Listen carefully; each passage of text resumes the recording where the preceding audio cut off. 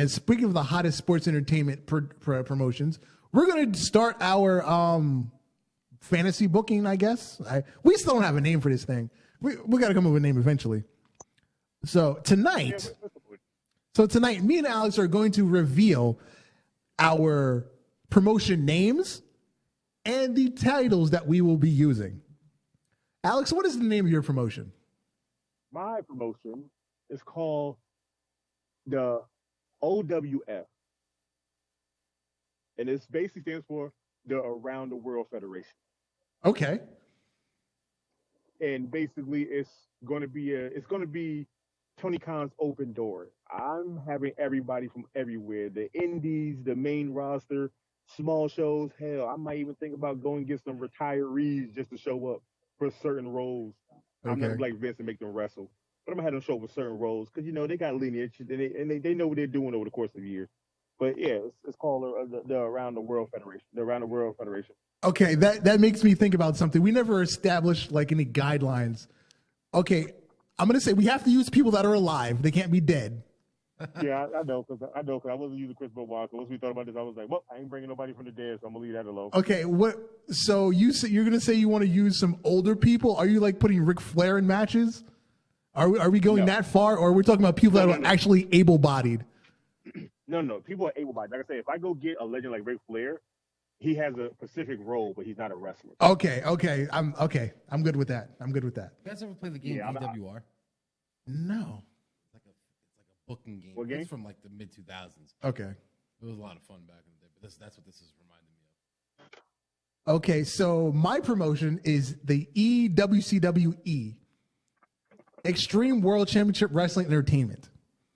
When you put ECW, WCW, and WWE together, you get EWCWE. Oh, that's actually kind of nice. A little long, but yeah, it's not bad. I came up with that in like 5th grade. It was our backyard wrestling promotion. As when my friend that made an appearance on the podcast, we tried to throw him off a gazebo. All right, that makes sense. Tried to. Well, the match never happened because the other party in the match backed out. So the gazebo, the over the edge gazebo match never happened. Although we booked it, it just never happened. Don't take offense to this, but this name does sound like a name that would come out of a 5th grader. 5th grade backyard company. Yep, it makes sense. I was hardcore champion for like 4 months. I lost it in a pile of leaves in the special needs school parking lot. Funny story. A buddy of mine who is the quote-unquote European champion of our street wrestling federation. Okay. Him and another buddy of mine got into a fist fight. They're cousins, mind you. They got into a fist fight because the European champion wouldn't sell and wouldn't lose. Wow. So his cousin made him sell a little bit and then rolled him up. Like it just, screw job kind of thing. But I got rock bottomed into a pile of leaves. And that's why I lost. All right. Alex, what is your world championship? Oh, now this is a funny thing. So I thought about it for a while, and I looked at a lot of belts. I looked at a lot of belts because I'm actually still thinking about buying one. Mm-hmm. And I am going with the belt that still holds dear to me, and I'm going to the Attitude Era Winged Eagle Circle belt. Are you serious? I picked the same one. Yeah, I picked the Globe belt. I don't know why, but I love that belt. I think I watched like 16 YouTubers unbox that belt. And I still want it to this day. To me, that's my ultimate belt for a world title, next to the original ROH world title. Okay. I've always been partial to the WCW world title, that big gold belt. See, I didn't want to go so cliche with that one, so I was like, you know what? Let me go with the Attitude Era WF belt. I guess that's because it's so iconic to us, because that was the biggest belt when we were children. 100%. I just think the other one looks like a world title. Yeah. You know what I mean? With the WWE Wing belt, it was a staple for the Attitude Era of that crowd of people. Mm-hmm. With the WCW belt, it was made to look prestigious for the older generation of wrestlers before the Attitude Era. Because that's the one Flair debuted in what, like 91? Yeah. Yeah. Don't get twisted. I love that belt, but I've seen that belt in person, and I've seen the Winged Eagle belt in person. And I was like, that Winged Eagle belt, for some reason, to me, is it just does something in my head. It just looks more better in my head. The Ruthless Aggression Era WWE title. I like that one too. That was a good. Oh, the undisputed one. Yeah. I mean, it had that feel where they tried to be prestigious with it, but there was something missing. I just like the way it looked. It looked cool. Especially Comparatively. To me, it almost looked like a tag team belt. It should have been a tag team belt. Yeah. To me, it looked like the European title took steroids. Not the European title, the Intercontinental original like circle title took steroids and just got bigger. I mean, I'm not knocking that one, but to me, it was missing something to make it wow. When they put the spinner belt, that shit was terrible. Yeah. The spinner belt grew on me after Edge got it. He changed the faceplate. Definitely grew on me. Yeah. But when it was WWE symbol, it was like, I don't give a rat's ass. No, for me, it was Miz. When they turned upside down and he made it stop spinning, that's when I was like, okay, this is pretty cool. I didn't mind it when Cena had it because it made sense because he's the hip hop guy. Yeah. But once anybody that won it had the spinner deal, it's kind of like, oh, it's kind of like. Yeah. Okay, my women's title is the original TNA Women's Championship before they started calling it the Knockouts Championship.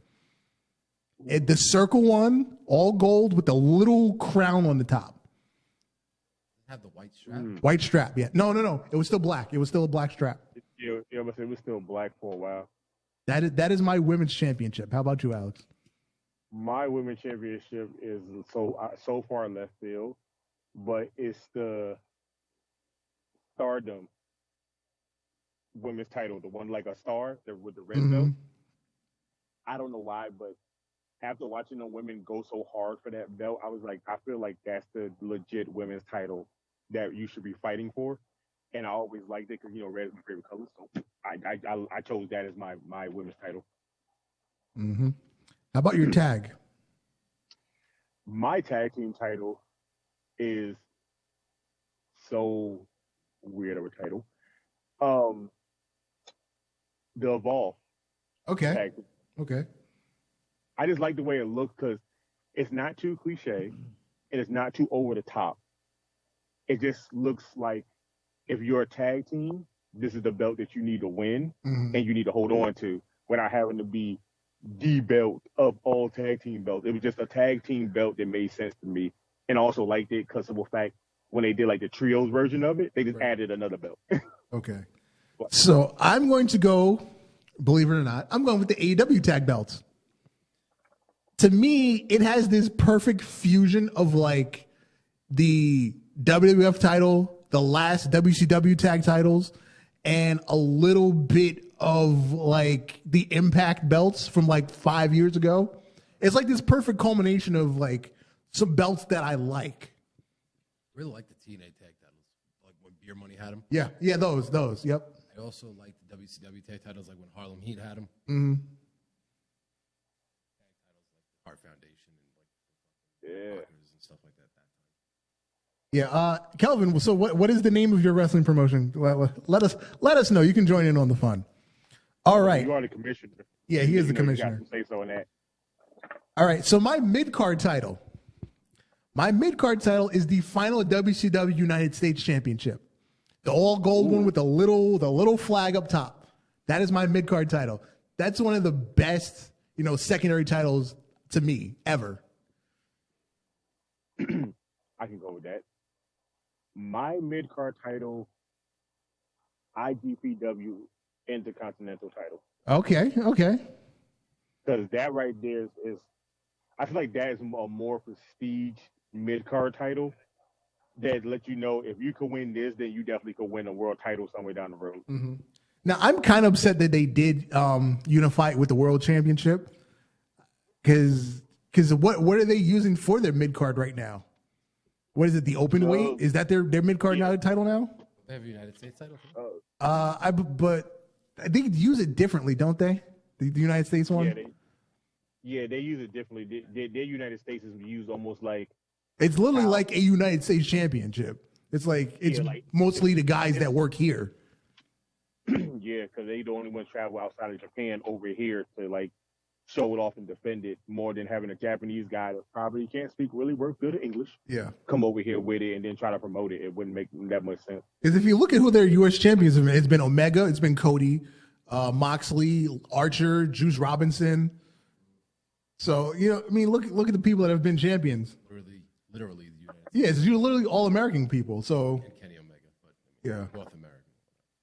Canadian, but he's not from North Carolina. I love that entrance, by the way. I don't like Justin Roberts. I don't like his voice. I just like that part. It just makes me laugh. when the North Carolina part and Omega's entrance, for some reason, I always get a chuckle out of that. Because it's a shot at Jim Cornette. And it's just hilarious. Like, clearly, he's not from, you know what I mean? Oh, Kelvin's promotion is Death Row Wrestling Federation. Oh, I'm watching the hell out of that. Kelvin, is this all death matches? If it is, I'm definitely watching all of that. Okay, now I picked a second mid-card title because I want to have a very unique division in my promotion. I'm taking the MLW Openweight Championship. However, I am applying the rules of the Ring of Honor Pure Championship. I want to have 10-minute TV matches, time limit, so you can have a draw. My title match is going to be 30-minute time limits. You can still have a draw on the title match. We're taking really old school rules. If you purposely throw your opponent out the ring, it's a disqualification. We're enforcing countouts, 5-second countouts, 10-second countouts. We're gonna have a point system. We're going sports based with this. There gonna be stats for wins and losses, things like that. So I want to have a pure division, but I want to use the MLW Openweight Championship to do so because it's going to be anybody on the roster that just wants to get in the ring and grapple, have a real grappling match. So now I got a question for Now, you. Since you got the Openweight Championship, which implies anybody can go for it. Correct. We We can have Keith Lee versus Drake Maverick. So, but let's say hypothetically speaking, you got Rey Mysterio on your show. Is he going for the world title? Because that would defeat the purpose of the openweight title. This is true, but again, it's the open weight. Anybody can compete for it, but it has to be under this specific set of rules. That's my thing. Because like I said, I want to apply the rules of the pure champion from Ring of Honor, but I'm going to tweak it a little bit. But I just really like the design of the MLW Openweight Championship, and like I said, I want it to be open to anybody. I don't want to have oh, here's a junior heavyweight belt. I like the idea. I just think also that if that is the case, somebody like Rey Mysterio size should not be going for the heavyweight title. Because that's what the openweight title's for. Right. You know what I mean? Right. But I do like the idea. Yeah. I would throw Cesaro in this bracket, somebody like that. Yeah, because I feel like a lot of companies don't do this for some reason, but watch MMA, UFC, for instance. The middleweight championship is just as prestigious as the heavyweight championship. Yep. I don't think wrestling does a good enough job of doing that, which is why you'll have Rey Mysterio going up against Roman Reigns at Hell in a Cell. I guess because of WCW and the cruiserweight division, they just vanilla midgets. They got pegged as one thing, and for the last 25 years, junior heavyweights, cruiserweights, whatever you want to call them, they've always been that. But I think it doesn't hurt to have for instance, a Rey Mysterio versus Psychosis. I mean, if you would have, the matches were great enough. If you would have put some steam behind them, why couldn't they have main evented a pay-per-view? Well, if you want to go way back and have Tiger Mask and Dynamite Kid, they're not technically cruiserweights by weight, but they did cruiserweight things.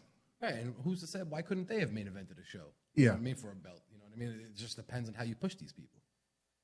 Kelvin's going to have regular and death matches, so I'm cool with that. I'm okay with this. Do you have a second mid card title or anything else on your show? Yeah, I have a second mid card title, and this is a mid card title that I feel like will be. It's a mid card title to me that I feel like will be enjoyous for just people that if they don't feel like they can get heavyweight status or get that bracket, that will be that brass ring of a belt, almost like how the 24/7 is. Even though we know it's a joke title, it's probably the most prestigious thing in there for our truth at this point. So I'm going with the ECW TV television title. Okay. I feel that. Great choice. And how I want to have it is how how the exhibition had it as a belt. If you could win that belt and you can hold it for a set amount of defenses, you should be able to trade it in for a one-time opportunity for the world title. And if you fail at that, you have to go back down there for the television title and start all over again. I like that. I like that we both almost thought alike, but in different ways. We took the second mid card and did something special with it. You have to separate it somehow. Because that's what WWE and other things are missing. You make a mid card title, and then it's just a belt. Yeah, being used for nothing. I always TNA kind of did it with the X Division title, where they made option C. They kind of did it with that, and that's what put in my mind. I was like, that's probably the coolest thing ever. Because if you win the X Division title, you have an opportunity, like almost like Money in the Bank, without having to, I could do this. No, you can still defend that title and show how good of a champion you can be. And if you feel like you're ready to step up to the big leagues, option out, option into a different bracket. Yep. You could be a small guy and held that belt for like half a year.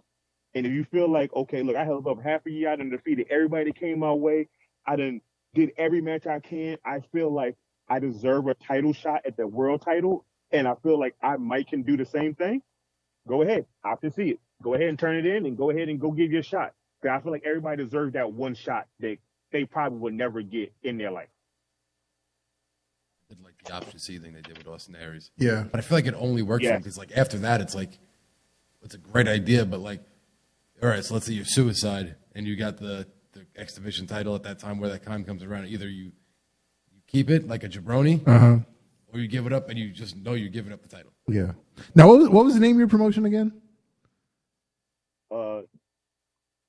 Around the World. It's Around World Federation. Around the World Federation. So the OWF. You know, sad thing is, when I thought about this, I got in Photoshop and I started playing around with some artwork of it. And I started trying to make a logo for it, and I think I might come up with a real legit good logo for it. I might get that on a T-shirt for real, just for the fuck of it. Okay. And this was a nice launching point for this little series that we're doing. Yeah. Now, what's next though? Do we go through who we're gonna have on the shows, or do we go for people in the back that have certain roles? I think I want to do. I think next I want to do like have like your commissioner, do your commentary, your ring announcer, maybe pick a couple referees. I want to go that route next. I got a question for you guys to spice this up a little bit. Okay. Mm-hmm. You guys do almost like a real kind of, because you guys got pretty much separate titles. Yeah. Why not do like a real kind of draft where it's like you guys can't use the same guys? That's why I want to hold off on like actual picking talent, because I like the draft idea where we just sit down and we start picking people every week. Right. Like I think it's like, and you can't, like obviously you have to have a few names because you can't pick the same guys. Yeah. Yeah. So, you know, we both can't be like, oh, well, we both choose Cesaro. Nah, you get Cesaro, then that's it for me. I got to go a whole nother route.